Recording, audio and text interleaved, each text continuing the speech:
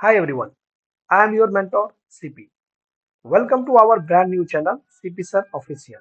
आज के सेशन में हम लोग एक समान आवेशित अनंत समतल चादर के कारण विद्युत क्षेत्र की तीव्रता का व्यंजक प्राप्त करेंगे। अगर इस प्रकार का क्वेश्चन आपके समक्ष हो तो सबसे पहला आप क्या करेंगे बच्चे, यहाँ पर आप एक आयताकार आवेशित चादर ले लीजिए। एक समान रूप से जो क्या होगा, आवेश वितरित होगा। हम उस प्रकार का एक क्या लेते हैं, आवेशित समतल चादर ले लेते हैं, है ना।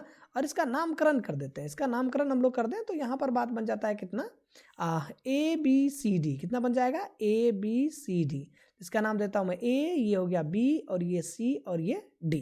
और अगर इस प्रकार हो तो इस पर कंप्लीटली अगर बात करते हैं तो चार्ज जो है यूनिफॉर्मली चार्ज डिस्ट्रीब्यूटेड है, बोले तो एक समान रूप से आवेशित है। और हम करते क्या है, यहाँ से इस चादर से R दूरी पर एक बिंदु P लेते हैं। R दूरी पर हम लोग क्या कर रहे हैं, एक बिंदु यहाँ पर हम लोग क्या ले लेंगे, P। चूंकि क्या है कि ये AB और आपके साथ जो CD दो सरफेस दिख रहा होगा, यानी आयताकार बन रहा है। तो जैसे ये प्लेन शीट बनता है तो प्लेन शीट की वजह से बच्चों यहाँ पर क्या बनेंगे, यहाँ पर बेलनाकार गॉसियन सतह बन जाएगी। क्या बन जाएगा, एक बेलनाकार गॉसियन सतह की कल्पना की जाएगी। तो यहाँ पर मैंने कह दिया क्या है, बेलनाकार गॉसियन सतह है। और ये जो बिंदु है बच्चों, ये हमने कह दिया P, जो कहाँ कितनी दूरी पर है, ये R दूरी पर, यानी इस प्लेट से है ना।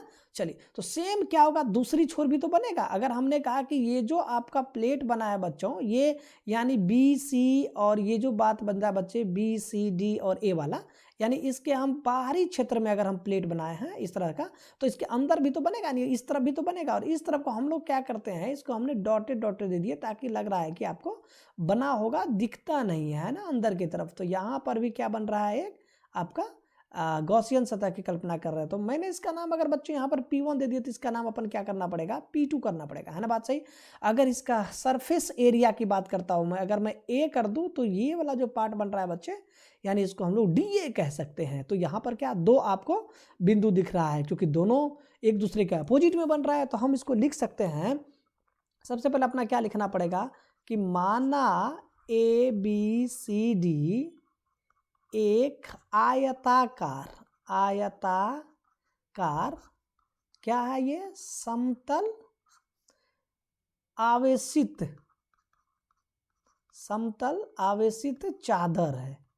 चादर है जो कहाँ पर स्थित है, निर्वात में स्थित है, जो निर्वात में स्थित है ना बात सही। चलिए, निर्वात में स्थित है। अब क्या होता है कि चादर के दोनों ओर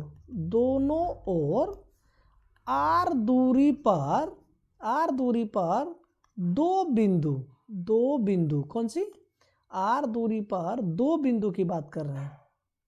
दो बिंदु P1 एवं P2 है, जिस पर विद्युत क्षेत्र की तीव्रता ज्ञात करनी है ना।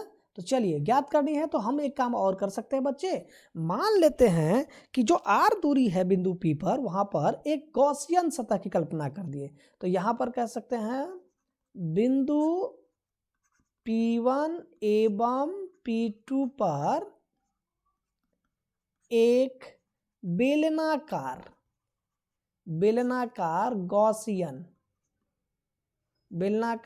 गॉसियन सतह की कल्पना करते हैं, है ना बात सही। अब यहां पर क्या बात बनेगा बच्चों, अगर आपने गॉसियन सतह की कल्पना कर लिए तो यहां पर बात बनेगा गॉसियन सतह से गुजरने वाला।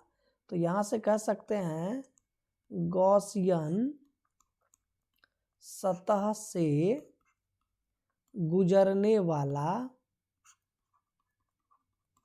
कुल विद्युत फ्लक्स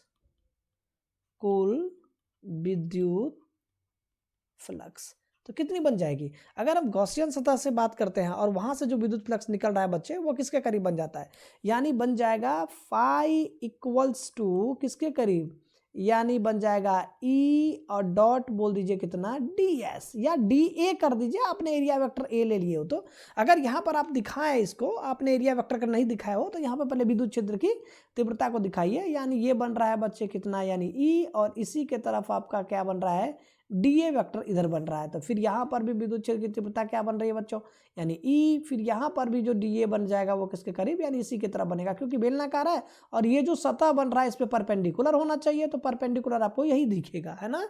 चलिए अब यहाँ पर एक छोटी सी बात और भी कर लेते हैं कि अब कहाँ से कहाँ तक की बात किए हो, आपने कहा किससे, यानी कह सकते हैं P1 और बोलिए कितना P2 तक का। इसका मतलब यहाँ पर हो जाता है कि ये P1 किसके करीब, E और डॉट बोल दीजिए कितना da, अब प्लस में क्या बनेगा, यानी P2 के लिए बन जाएगा कितना, यानी E और डॉट बोल दीजिए कितना da, है ना बात सही। चलिए अब यहाँ पर क्या करते हैं, डॉट प्रोडक्ट को हटा देते हैं, तो ये जो बात बन जाएगा, ये बन जाएगा P1 के लिए, ये बन जाएगा E इंटू बोलिए da और इंटू बन जाएगा cos थीटा, प्लस में क्या बात बन जाएगा, यहाँ से बन जाएगा, यानी कह सकते हैं कितना E इंटू बोलिए da और इंटू बोल दीजिए कितना cos थीटा।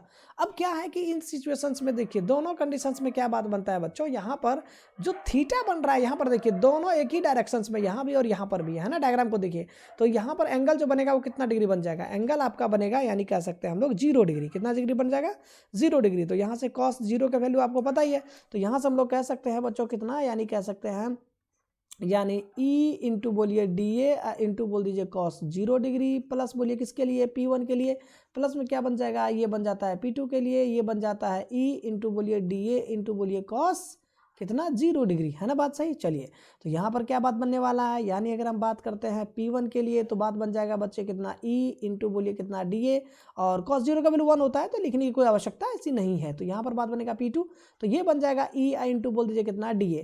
अब जरा सोचिए ना बच्चों, अगर हम da की बात करते हैं P1 और P2 पर, दोनों का हमने एरिया कितना ले लिए थे a, तो यहाँ पर जो बात बनने वाला है, यानी E और किसके लिए बन रहा है, ये P1 के लिए, ये बन जाता है da, प्लस कितना बन रहा है E, और ये बन जाएगा किसके लिए, P2 के लिए, और ये बन रहा है da।